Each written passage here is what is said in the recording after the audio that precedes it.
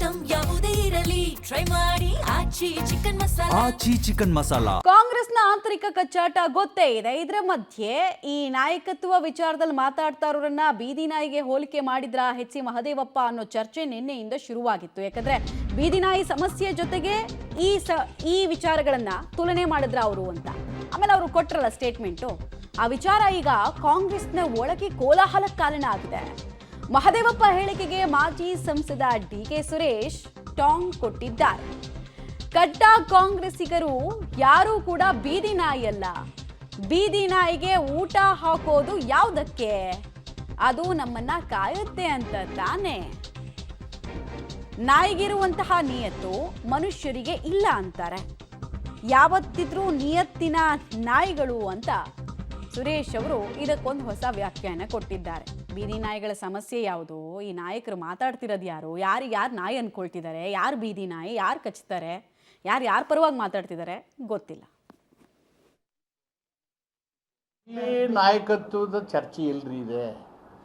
High court ಪದೇ ಪದೇ ಬೀದಿ ನಾಯಿಗಳನ್ನೆಲ್ಲ ಹಿಡಿದು ಒಳಗಾಕಿ ಅಂತ ಹೇಳ್ತಿದ್ದಾರೆ. ಇಲ್ಲಿ ರಾಜಕೀಯ ನಾಯಕತ್ವ ಗಟ್ಟಿಯಾಗಿದೆ. ನಾಯಕತ್ವ ಬದಲಾವಣೆ ವಿಚಾರಕ್ಕೂ ಹೈಕೋರ್ಟ್ ಬೀದಿ ನಾಯಿಗಳನ್ನ ಒಳಗಾಕಿ ಅನ್ನೋದಕ್ಕೆ ಏನು ಸಂಬಂಧ ಗೊತ್ತಾಗಿಲ್ಲ. ಅಲ್ಲ, ಈಗ ಸುಮ್ಮನೆ ಅದೇ ಬೀದಿಯಲ್ಲಿ ಮಾತಾಡೋದನ್ನೆಲ್ಲ ಭಯ ಮುಗಿಸ್ಬೇಕು ಅಂತ ನನಗೆ ಗೊತ್ತಿಲ್ಲ. ನನಗೆ ಹೈಕೋರ್ಟ್ ಹೇಳಿದ್ದೆ ನೀವು ಹೆಂಗೆ ಹೇಳ್ತಾರೆ ನನಗೆ ಗೊತ್ತಿಲ್ಲ. I don't know. ಕಂಪ್ಯಾರಿಸಮ್ ಅಲ್ಲಿ ನಾಯಿ ಕೇಳೋದ್ರಲ್ಲ ಇವರು, ಅದಕ್ಕೆ ಕೇಳಿದ್ರು. ಅದೇ ಬೀದಿಗಳೆಲ್ಲ ಐ ಡೋಂಟ್ ನೋ. ನನಗೆ ಗೊತ್ತಿಲ್ಲಪ್ಪ. ನೀವೇ ಇದು ಮಾಡ್ಕೊಂಡು ನಾ ಹೇಳಿದನ ನೀವು ಹೇಳ್ತೀರಿ. ಇಲ್ಲಿ ನಾಯಕತ್ವ ಗಟ್ಟಿಯಾಗಿದೆ, ಪ್ರಶ್ನೆನೇ ಇಲ್ಲ. ಪದೇ ಪದೇ ಕೆಲವು ಶಾಸಕರುಗಳು ಸಚಿವರುಗಳ ಬಹಿರಂಗವಾಗಿ ಹೈಕಮಾಂಡ್ ಮಧ್ಯಪ್ರವೇಶ ಮಾಡಬೇಕು, ಒಂದು ಕ್ಲಾರಿಟಿ ಕೊಡಬೇಕು ಅಂತ ಹೇಳ್ತಾ ಇದ್ರು. ಹೈಕಮಾಂಡ್ಗೆ ಡೈರೆಕ್ಷನ್ ಕೊಡೋರು ಯಾರು? ನಾನು ನೀವು ಕೊಡೋಕ್ಕದ್ದ? ಅವರು ನಮಗೆ ಕೊಡಬೇಕು. ಬಾಲನೇ ನಾಯಿ ಅಳ್ಳಾಡಿಸ್ತಾರೆ. ಇಲ್ಲಿ ನಾಯಕ ನನಗೆ ಅದರ ಬಗ್ಗೆ ಮಾಹಿತಿ ಇಲ್ಲ, ಯಾರ ಬಗ್ಗೆ ಅವರು ಉಲ್ಲೇಖ ಮಾಡಿದ್ದಾರೆ ಅಂತೇಳಿ.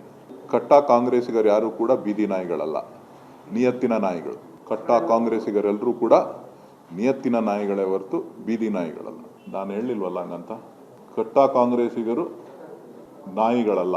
ಯಾವತ್ತೂ ಕೂಡ ಋಣವನ್ನು ತೀರಿಸುವಂಥ ಋಣನ ಇಟ್ಕೊಂಡು ತೀರಿಸುವಂಥ ವ್ಯಕ್ತಿತ್ವವನ್ನು ಇಟ್ಕೊಂಡಿರ್ತಕ್ಕಂಥ ನಾಯಿಗಳು. ಅದು ಬೀದಿ ಇರ್ಬೋದು, ಸಾಕಿರೋದಿರ್ಬೋದು. ಯಜಮಾನನಿಗೆ ಯಾವತ್ತೂ